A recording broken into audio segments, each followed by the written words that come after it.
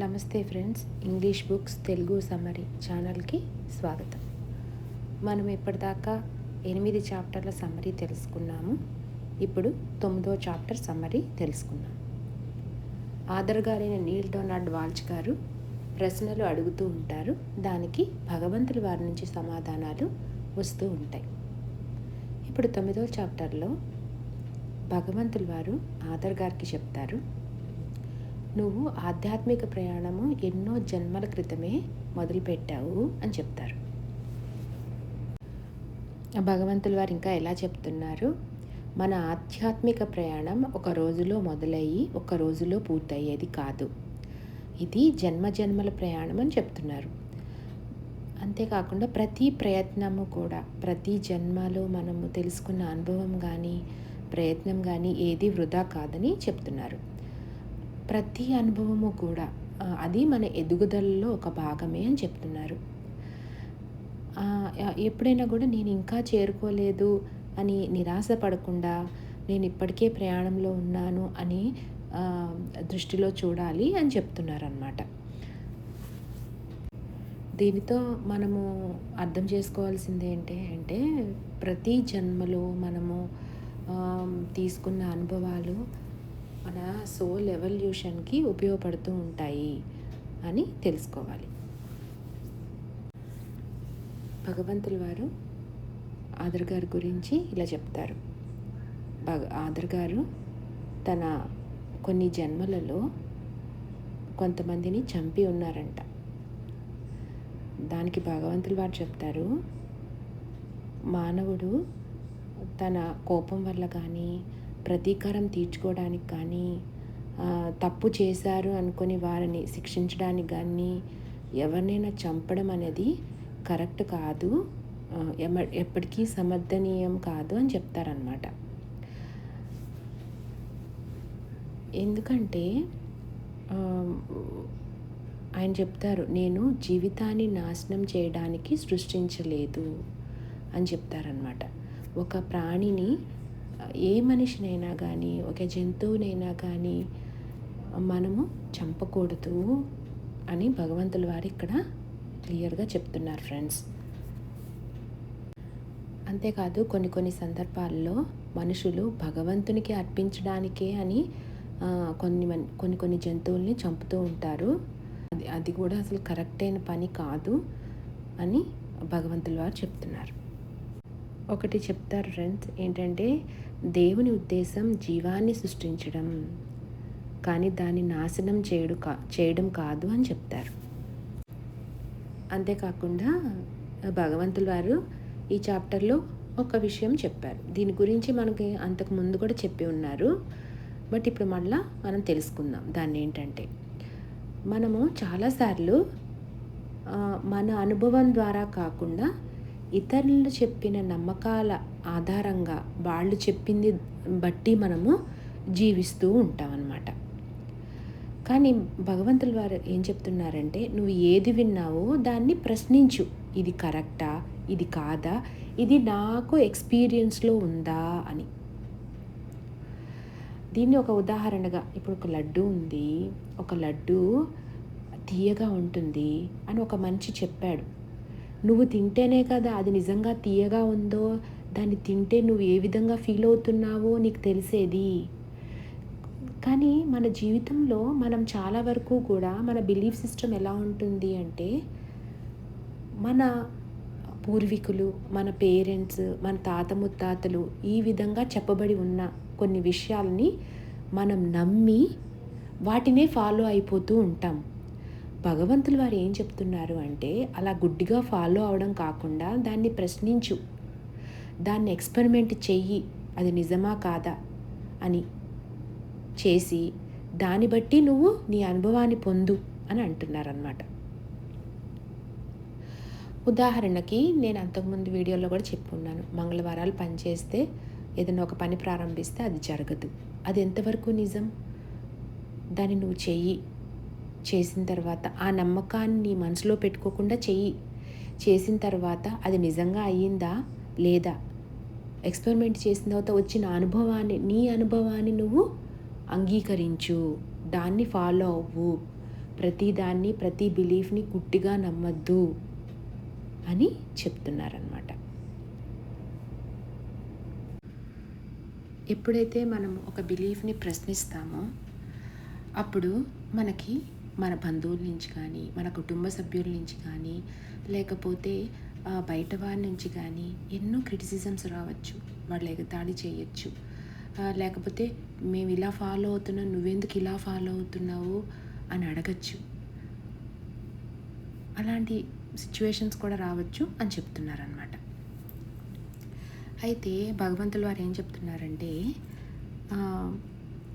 ఈ జీవితం అనేది ఎప్పుడూ ఒక నిరంతర సృష్టి. నీ ఆలోచనలతో నువ్వు దాన్ని సృష్టిస్తూ ఉంటావన్నమాట.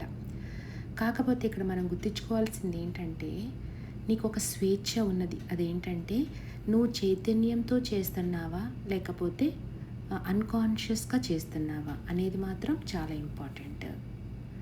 అప్పుడు ఆదర్ గారు అడుగుతారనమాట, ఇలా అందరూ ఎగతాళి చేస్తూ ఉంటే నేను ఇది కంటిన్యూ చేయాలా నేను అని అంటే, అప్పుడు దానికి సమాధానంగా భగవంతుల వారు చెప్తారనమాట. ఎప్పుడైనా కూడా ఏదైనా ప్రశ్నిస్తూ నీ ఎక్స్పీరియన్స్లో ఉన్నది మాత్రమే తీసుకుంటూ నీ అంతరంగ చైతన్యం ఏం చెప్పిందో దాన్నే ఫాలో అవుతూ ఉండడమే, అంటే కాన్షియస్గా చాయిసెస్ చేస్తూ ఉండడమే ఫ్రీడమ్ అని చెప్తారనమాట. అంటే ఏంటంటే, ఒకటి గుర్తు చేసుకోవాలి, మనం చెక్ చేసుకుంటూ ఉండాలి. నేను నా జీవితంలో పాత అలవాట్లతో, పాత బిలీఫ్స్తో తెలియకుండా అన్కాన్షియస్గా జీవిస్తున్నానా, లేక ప్రతి క్షణం నా చైతన్యంతో, నా కాన్షియస్నెస్తో అత్యుత్తమమైన చాయిస్ని, బిలీఫ్స్ని ప్రశ్నిస్తూ నేను జీవిస్తున్నానా అనేది మనం తెలుసుకుంటూ ఉండాలి, చెక్ చేసుకుంటూ ఉండాలి అని భగవంతుల వారు చెప్తున్నారు. సో మీకు అర్థం కావడానికి ఫ్రెండ్స్ నా ఉదాహరణ ఒకటి చెప్తాను.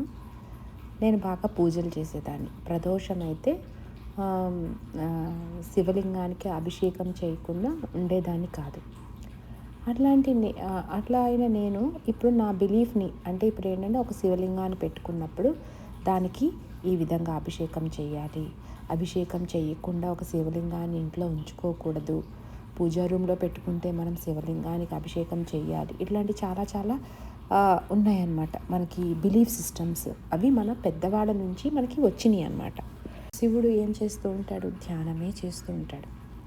సో నేను ఎక్కువగా ధ్యానానికి ఇంపార్టెన్స్ ఇచ్చి ఎప్పుడు ఇంకా ధ్యానంలో ఉండడమే చేస్తూ ఉండేదాన్ని అనమాట. నేను అభిషేకం చేయలేదు.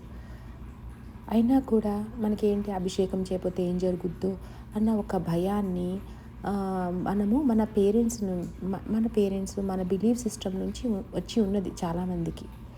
సో దాన్ని మనము ఆ బిలీఫ్ సిస్టమ్నే ఫాలో అవుతూ ఉంటాం, మన ఎక్స్పీరియన్స్ చేయమన్నమాట. నేను అనుకోకుండానే ఇది ఎక్స్పీరియన్స్ చేశాను. నేను అభిషేకం ఏమీ చేయలేదు, కానీ భగవంతుడు అనేవాడు మనల్ని ప్రేమిస్తాడే తప్ప మనకి శిక్ష విధించేవాడు కాదు అని అనుభవపూర్వకంగా నేను తెలుసుకున్నాను. మా ఇంట్లో లింగం అలానే ఉంది.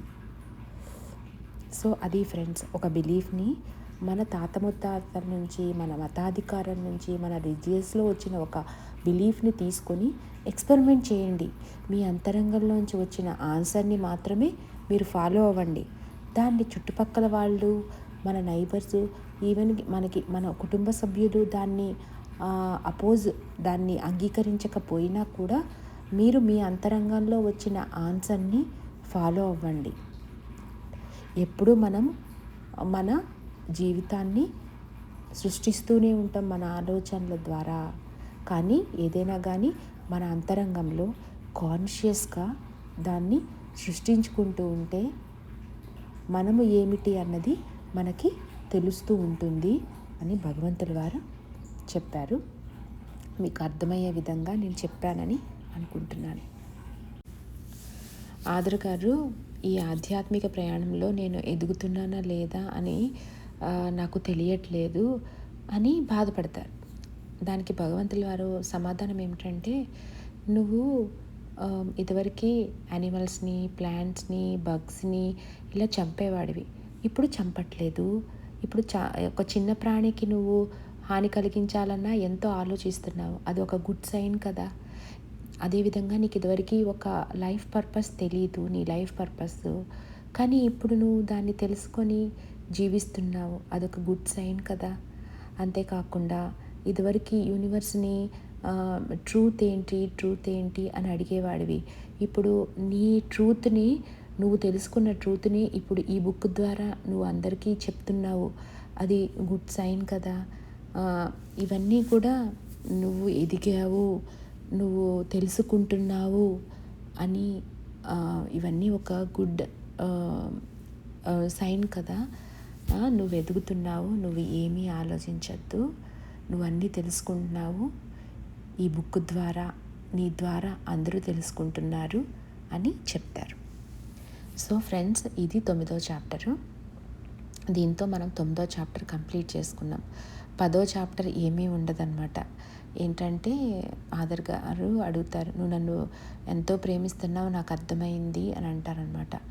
దానికి భగవంతుల వారు, అవును, నేను అందరినీ ప్రేమిస్తున్నాను, మీరందరూ భగవంతులుగా మీరు తెలుసుకోవాలని నేను కోరుకుంటున్నాను అని చెప్తారు. సో ఇది ఫ్రెండ్స్, మనము 11వ చాప్టర్లో మళ్ళా కలుద్దాం. సో ఈ జ్ఞానము ఎంతో ఎంతో విలువైంది ఫ్రెండ్స్. ఇది అందరూ తెలుసుకోవాలి. మన జీవితం ఏ విధంగా వెళ్తుంది, మన జీవితముని మనం ఎలా సృష్టించుకుంటున్నాము. అన్కాన్షియస్గా ఒక్క నిమిషం మనం ఎరుక కోల్పోయినా కూడా మన జీవితంలో అన్కాన్షియస్గా ఏదో తెలియని థాట్స్ చేసేస్తామన్నమాట. దానివల్ల మనమే తెలియకుండా ఎన్నో సిచ్యువేషన్స్ని క్రియేట్ చేసేసుకుంటాము. కానీ ఆలస్యం అవ్వలేదు, మనము ఆ థాట్స్ని మార్చుకొని మళ్ళా మన జీవితాన్ని ఎంతో అందంగా తీర్చిదిద్దుకోవచ్చు. సో ఈ జ్ఞానాన్ని అందరికీ తెలియజేయండి, మీ ఫ్రెండ్స్కి షేర్ చేయండి, ఈ ఛానల్ని సబ్స్క్రైబ్ చేసుకోండి. Thank you friends, thanks for listening.